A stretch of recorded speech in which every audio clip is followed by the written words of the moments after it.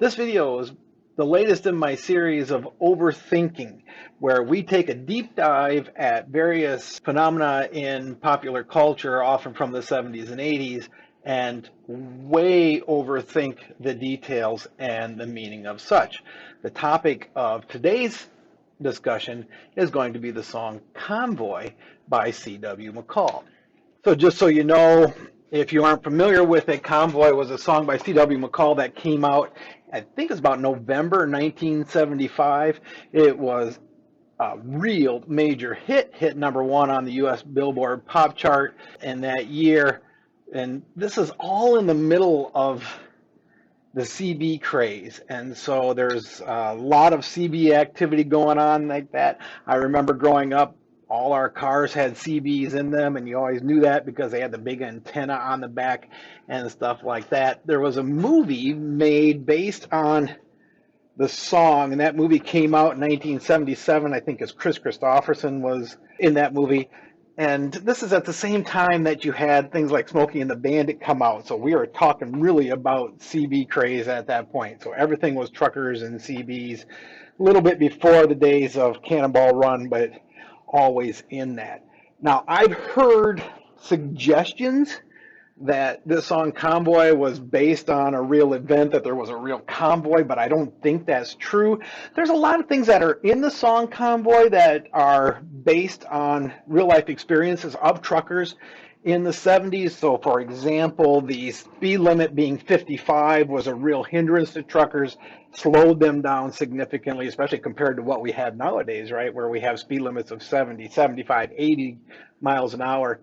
That speed limit of 55 was a real time constraint on truckers. There's a lot of regulation, and so things in terms of way stations, and you've seen way stations on the highways and things like that, less of an issue now, not because we don't have those regulations, but because of modern technology allows truckers to go through way stations without having to pull out their manifest and stuff like that. And even in Smokey and the Bandit, you know, Snowman gets pulled over by the cop on the motorcycle, and he says, "Show me your manifest," right? So all those types of regulations. And so there was pent-up frustration of the trucker community, and CVs were a really good way to get around these types of things, because with CVs we had the opportunity for truckers to communicate with each other, and so then they could coordinate their efforts. They could do things like find out where the local cops are. This is before the days of Google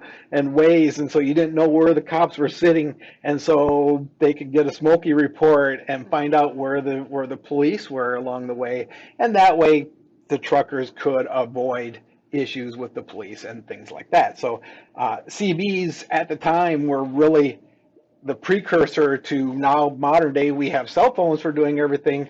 Back then, the communication was all through CBs. Now, there was a big difference. Cell phones, you can call international on a cell phone. CBs didn't have that kind of range. I remember this is, you know, we were doing a lot of CB stuff and when I was growing up, and even walkie-talkies and things like that.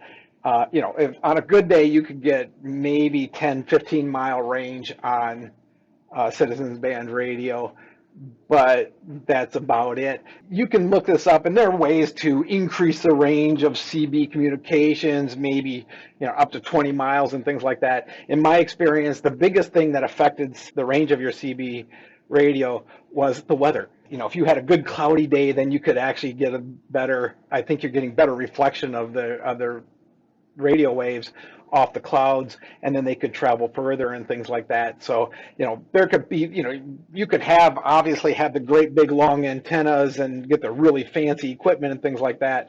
But in the end, a lot of it was due to other factors like the weather, and that determined the quality of your CB signal. But that's neither here or there, just some background about the time that we're talking about here. The premise for the song Convoy is that a convoy is a long string of semis generally. The convoy is led by what would be the front door, and then the truck at the end would be the back door.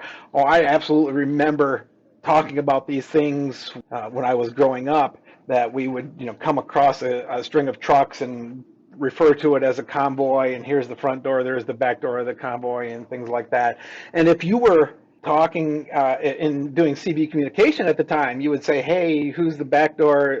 I'm reaching out to the back door for this convoy on such and such a road, and then you could talk to the truck that was at the back, or you could talk to the front door of that and find out what they could see and things like that. So the premise of the song is that there is a convoy of trucks that gets together, and this is kind of a big protest song is what it is. And so truckers are fed up and they're going to make a convoy. And you know, if you've ever driven down the interstate and had those two trucks right next to each other that are taking forever to pass each other, where the semi drivers are intentionally or not causing a big traffic jam on the road, that's the idea behind the convoy. All right, so that's what CW McCall is talking about. It's great because it's got a whole bunch of great CB language in it and CB communications that go on with this as well.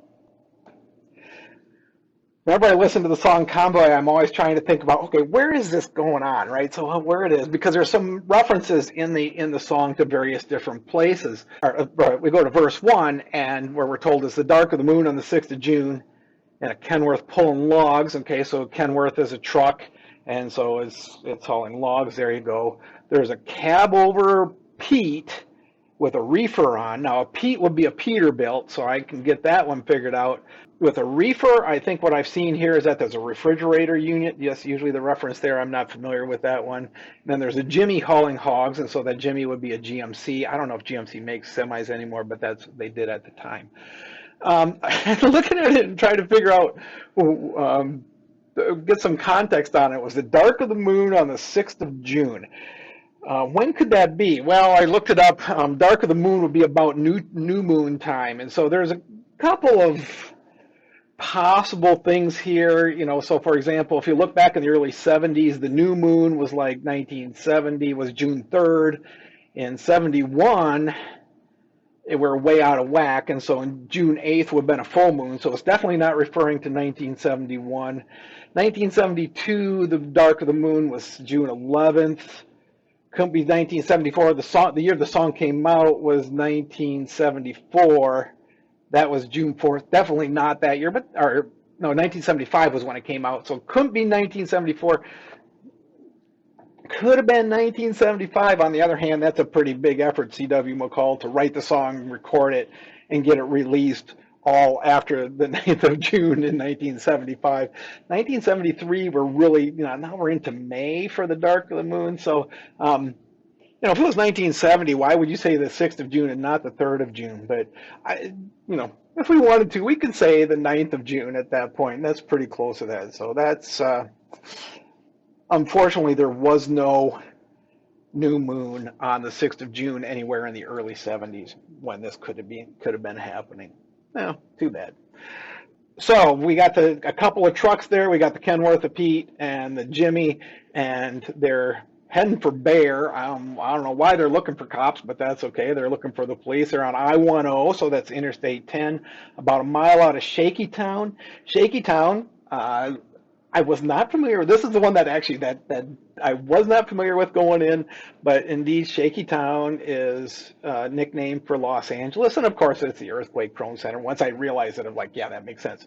So they're about a mile out of Los Angeles on Interstate 10, and so you can see here I just threw this into MapQuest, and so there's LA, and they're heading east on Interstate 10. Pigpen, that's the Kenworth hauling hogs. Rubber Duck, we don't know what kind of truck he has. So, but that's the narrator. I'm about to put the hammer down. That means he's going to put the pedal to the floor and let it go. So we're leaving Los Angeles on Interstate 10. Now we got some more references about where you could go from there. It's you're leaving LA about a mile east of LA on I-10, and it says it's clean clear to Flagtown, which is going to be Flagstaff, Arizona. If you're going to get to Flagstaff, Arizona, there's a couple different ways to get there. What you could do is you could take Interstate 10 and then hit I-15 and take that up to 40 in Barstow, and then take I-40 across. Flagstaff is right on I-40, so that's where you got to be thinking about that. That's one way to do it. That's the current recommended method in MapQuest. There's an alternate route where you could take 10 all the way over to Phoenix and then take 17 up to Flagstaff. You never know what they were doing back then. I would have taken the more efficient route and come through Barstow along the way, but they could have gone either one of those, Phoenix, and then turned straight north up into Flagstaff. So that would be the way to go from there. The second verse says now they're going into Tulsa, so now we have to get from Flagstaff, Arizona, which is over here on this side of the map, and then we have to drive all the way up to Tulsa, which is in Oklahoma. You can see that is straight across on I-40. We'll get a little bit closer view once we get into Tulsa to see what goes on there. 85 trucks that they had by that point, so they're building that up pretty good. I don't remember what it is, about 100 foot per truck is usually what I assume. So somewhere in that ballpark, 8,500 feet. So that's more than a mile of a long convoy by that point. Now there's a roadblock up on the Cloverleaf. What the heck could that be? Well, so it's not. I didn't point out in the last one. To get from Tulsa, actually, let's go over here. Oklahoma City. So what you do is you take I-40 into Oklahoma City. When you hit Oklahoma City, then you go northeast on 44. And I've driven this route before. I've actually come from Lubbock, so got up on I-40 and gone through Oklahoma City. Then you turn northeast on 44. And that gets you up to Tulsa, so it looks something like that. So where is going to be the Tulsa town? There's a roadblock up on the Cloverleaf, and so I was trying to figure out where this could be when you're coming into Tulsa. You're coming in on 44. There is a Cloverleaf in Tulsa at the intersection of 44 and 75, and so you can see this on MapQuest. You can see the Cloverleaf there. Now, the concern that you would have with this is that if you're going through Tulsa, you're not getting off on the Cloverleaf, but it doesn't say they actually get up on the, they're getting off on the Cloverleaf. They just said there's a roadblock up on the Cloverleaf, and so that could be up in that area. So that would be the intersection with 75 in Tulsa, so that's where your Cloverleaf is. Just a thought. Once you leave Tulsa, then you're on the way to Chicago, so they're rolling up there we go. So they're rolling up Interstate 44. And like I said, so that you hit 44 when you're in Oklahoma City, you're going up 44, and you're going to go to Chicago. So that's exactly the direction you would go from that. The way it works is we're coming out of Tulsa and going up 44. 44 runs through like Springfield, Missouri, over through St. Louis. Once you hit St. Louis, what you want to do is you want to turn up on 55, and so you're going to turn that direction. And you got my times from MapQuest, and I couldn't figure out how to get rid of them. So Tulsa to Chicago is about a 10-hour drive in modern time, so that's using modern speed limits. But that's what you're going to do to get to Chicago. What you're going to do is you're going to hit 44 just east of St. Louis, and you're going to go that direction up. So that's how you're going to get up to Chicago. This is all the way up to Chicago. We're not going to get there. You're going to see in a little bit. I love this verse. This is great. So we rolled up Interstate 44. We tore up all our swindle sheets and left them sitting on the score. So the swindle sheets are your manifests that they have, and so they're fed up with the regulations. So they're going to screw that, throw the regulations out, and throw them on the way stations. The bears are getting smart. They brought some reinforcement from the Illinois National Guard, and the thing that I absolutely love about Convoy is CW McCall's pronunciation here. It's such a rustic thing, is because it's the Illinois National Guard is what he says. And brought some reinforcement from the Illinois National Guard. You just got to love that pronunciation of putting the S in Illinois. I don't know why that always, I get a kick out of that all the time. But they're bringing in everything. They've got armored cars and tanks and jeeps and rigs of every size. Boy, you got to think about what are they guys doing in this convoy. They're just driving fast. I mean, we saw that. They've been driving 20, 34 hours or something like that. We'll get to the end. Choppers filled the skies. We shot the line. I'm not sure exactly what line they're doing that. We went for broke with 1,000 screaming trucks and 11 long-haired friends of Jesus and a chartreuse microbus. And that's basically what that is a VW bus like that. So imagine going up to Chicago and picking up this VW bus of these hippies, and this is 1975, something like that. Oh, at this point we're up to about 1,000 screaming trucks, it says. So this is how big that Convoy is. I said if you take that at about 1,000 or 100 feet per truck, 85 feet for the average length of a truck and trailer, when I've got 15 feet in front of you, basically, so I'm giving it about 100 feet per truck. That means we're about a 19-mile long convoy. Really long, not quite all the way from St. Louis to Chicago or anything like that, but that's still a pretty long convoy at that point. So we get to Chicago, and then we're going to lay a trip for the Jersey Shore.